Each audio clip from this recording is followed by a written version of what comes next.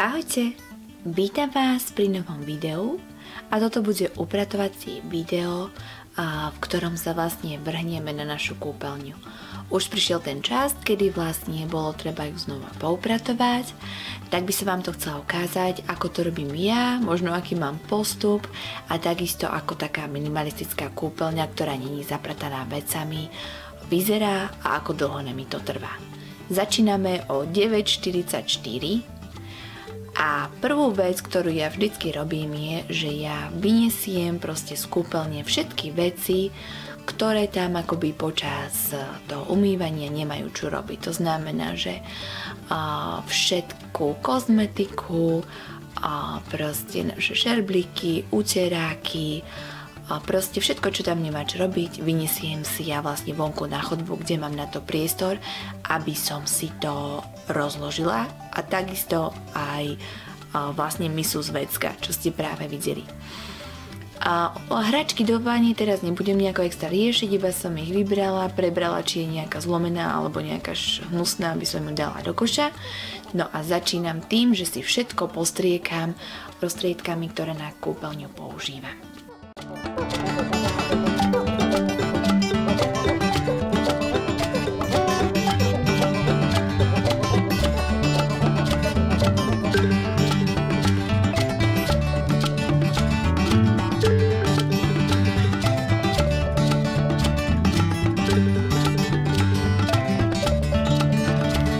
Malý tip, keď máte deti a vlastne vždycky na vane vám ostávajú ako keby také fliačiky z tých detských hračiek, tak je, že dajte na to trocha zubnej pasty a nechajte to chvíľu pôsobiť a potom to všetko pekne zíde dole. Kým mi vlastne tie chemikálie pôsobia, ja mám zapnutý aj ventilátor, lebo ja nemôžem tam dýchať, tak vlastne si zoberiem ako keby tú kefku alebo tú metličku na prach a ja si vlastne obehnem všetky takéto vysoké veci a rohy, to ste už videli aj vo videu o spálni, že ja idem vždycky od hora dole, tak si to všetko obehnem od prachu. Nemyslím si, že je tam nejaká pavučina alebo tak, ale keby náhodou, tak mám srdce na pravom mieste, že som si to všetko prešla.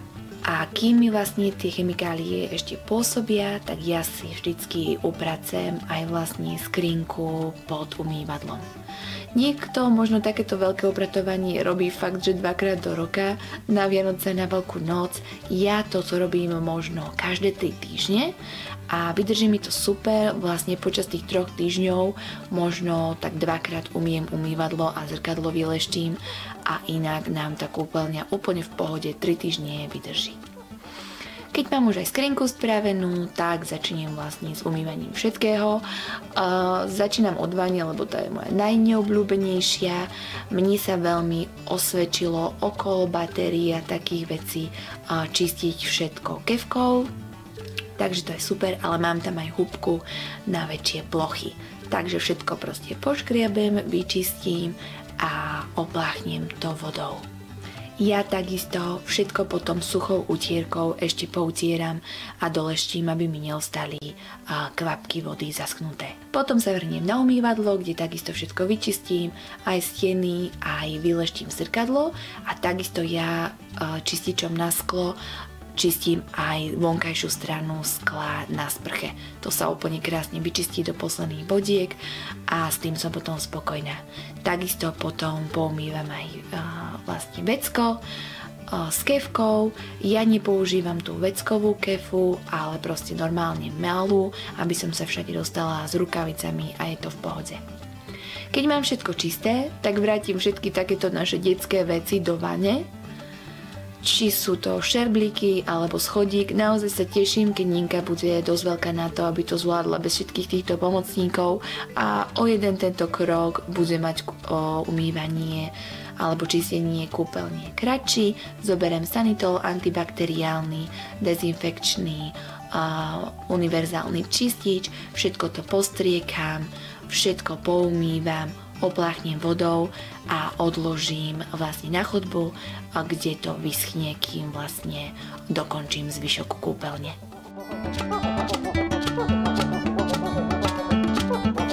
Kým mi títo naši pomocníci v domácnosti schnú, tak vlastne ja sa vrhnem na poslednú stenu v kúpeľni a takisto som si zapla aj podlahové kúrenie, aby vlastne keď umiem tú podlahu, aby mi to ako keby rýchlejšie uschlo a všetko to malo taký teplejší nádych. Všetky veci, ktoré mám na chodbe, si takisto vyleštím. Či je to kozmetika, či je to kozmetička z tej police, čo máme vystavené, alebo či je to aj na vani. Ja proste mám dobrý pocit z toho, keď všetko si to proste prejdem a prečistím. Vidíte tie kefky? To je proste brutus. Vaše deti tiež takto dokážu zožuť kefky ako tie naše.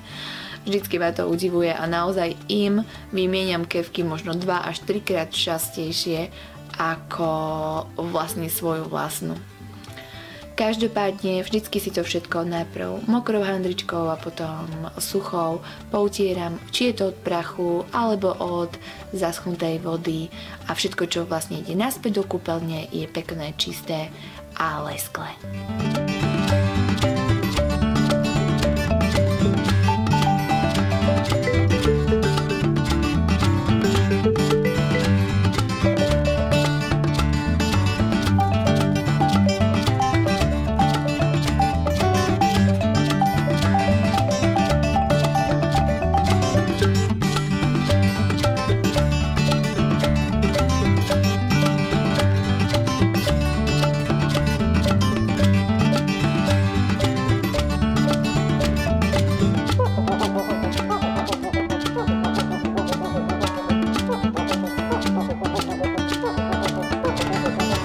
Keď mám všetko takto pekne vyčistené a vyleštené, tak to povraciam naspäť na svoje miesto do kúpeľne.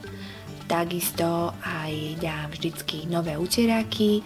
My máme rozdelené uteráky, že biele sú dospelácké, žlté sú detské a biele už boli zo sušičky hotové a žlté sa ešte vprali, tak tie som ešte nedoložila, ale každopádne doložím všetko, kde patrí a už si to iba poukladám, aby to proste bolo funkčné a pekne to vyzeralo. Naša polička s kozmetikou, ktorú používame každý deň, sa naozaj dostala tam, kde som chcela, aby sa dostala. To znamená, že sú tam všetky produkty, ktoré sa používajú každý deň, nie je tam nič navyše. Každý má po jednom deodorante, každý z nás má po jednej voňavke a nič tam nechýba.